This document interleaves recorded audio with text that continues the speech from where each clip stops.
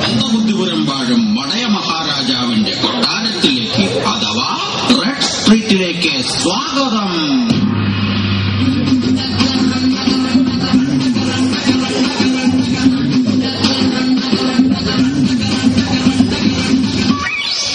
ഇദ്ദേഹമാണ് ഈ കൊട്ടാരത്തിലെ ഭടൻ.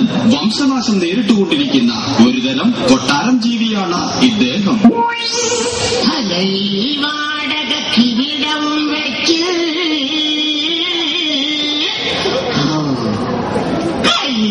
പ്ലാസ്റ്റിക് കുന്തവും പിടിച്ച് പേര് പഠന 150 ശമ്പളം പയ്യാലും എന്നെ കണ്ട കാലം കൂടെ മുള്ളണപ്പ പഠനപ്പ മെനക്കെട്ട പണിക്കിപ്പ മടിയപ്പ ജോലിനൊന്നും മാറിക്കിട്ട നെട്ടതൊന്നും അടുത്തപ്പ പഠനപ്പ നാട്ടിലത് കൂലിയാണപ്പ പക്ഷെ കിട്ടിക്കുന്ന എടിയാണപ്പ എന്റെ പേര് കാണപ്പ കാണൊന്നുമില്ലപ്പ എല്ലാരും എന്നെ കണ്ട 100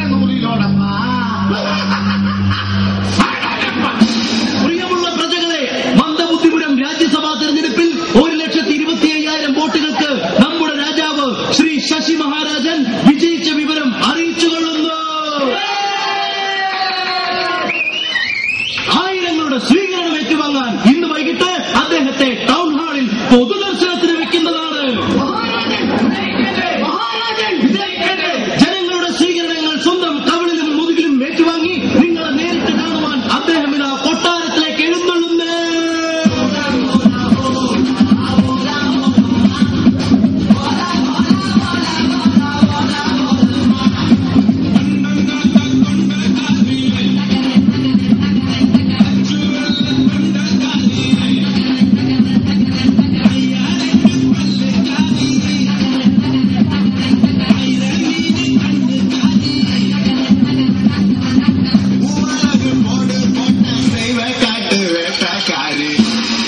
ഇതാണ് ഈ രാജ്യത്തെ മഹാരാജാവ്.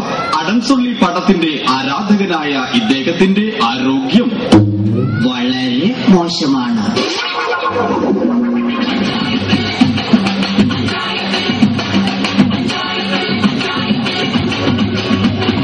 പഞ്ചായത്തിന് പട്ടിണിയെത്തിയ രാജാവുഞ്ഞ ഈ പഞ്ചാരക്കുഞ്ഞിനെ പഞ്ചാബാക്കിയ രാജാവുഞ്ഞ പണ്ടാരാണ്ടിവിടെ ഭരിച്ചു മുട്ടിച്ച കൊട്ടാരമ്മ പണ്ടാരടങ്ങാനിപ്പോ ഭരിക്കുന്ന രാജാവുഞ്ഞ പെണ്ണുനാല് കിട്ടി അതിലെട്ട് കുട്ടി കിട്ടി അത് കണ്ടു പതിരെ ഞെട്ടി ഇവനാരിവനോ ആരിവനോ ഏതവനോ എങ്ങനെയോ. അങ്ങനെ ഇത്തവണത്തെ തെരഞ്ഞെടുപ്പിൽ നാം വിജയിച്ചിരിക്കുന്നു. അങ്ങ് വിജയിക്കുമെന്ന് എനിക്ക് നല്ല ഉറപ്പുണ്ടായിരുന്നു. എങ്ങനെ? അങ്ങ് തന്നെ അങ്ങേക്ക് വേണ്ടി സ്വന്തമായി 7,500 വോട്ടല്ലേ പെട്ടിയിലേക്ക് ഇട്ടത്.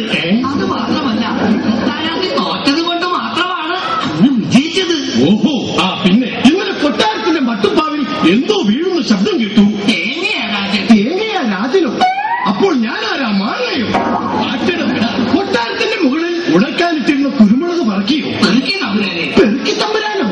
പെറുക്കി തമ്പുരാനെ. കാവറക്കി തമ്പുരാനോ? അയ്യോ, കുരുമുളക് പെറുക്കി തമ്പുരാനെ. കുരുമുളക് പറക്കി തമ്പുരാനോ? മഹാരാജാവാണെന്നൊന്നും ഞാൻ നോക്കൂല.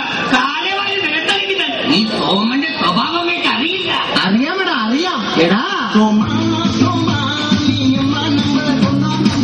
അടിക്കൊണ്ട് ചുരുണ്ടു വിചാരം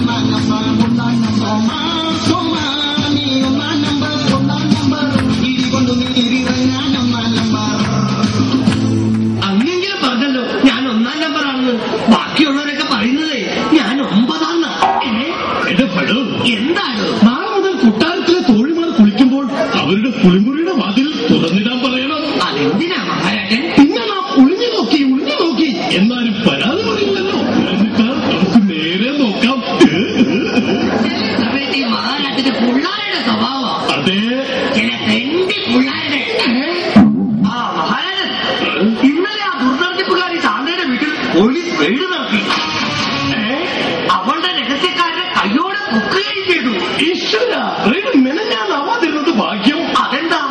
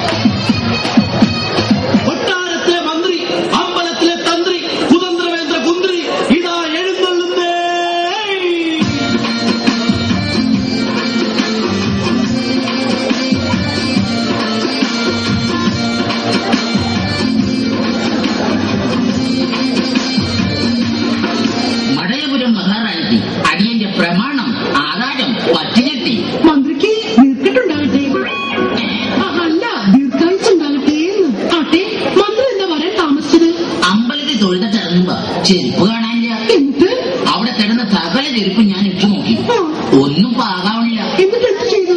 അവസാനം ഞാൻ എന്റെ സ്വന്തം ചെരുപ്പ് ഇട്ടുകൊണ്ട് പോയേണ്ടി വന്നു. പിന്നെ മന്ത്രിക്ക് സുഖമല്ലേ? മുത്തയ്യയുടെ അനുഗ്രഹം കൊണ്ട് പരമസുഖം. ഭാര്യ മക്കൾക്ക് എന്ത് ചെയ്യുന്നു? മുത്തയ്യയുടെ അനുഗ്രഹം കൊണ്ട് അവർക്കും പരമസുഖം. ആട്ടെ, മന്ത്രിക്ക് എത്ര മക്കളാ? 6 മക്കളുണ്ട്. 6 മുത്തയ്യയെ പോലെ തന്നെ. അല്ല, ഈ മുത്തയ്യ എന്ന് പറഞ്ഞാൽ കുടുംബദൈവം വലുതുമാണോ?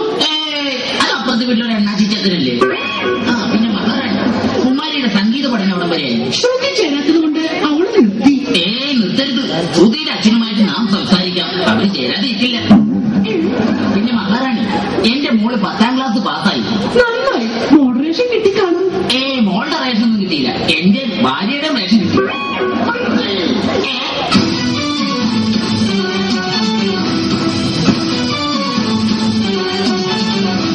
ആവില്ലാത്തപ്പോൾ അന്തപുരത്തിൽ മന്ത്രിക്ക് എന്താണ് കാര്യം?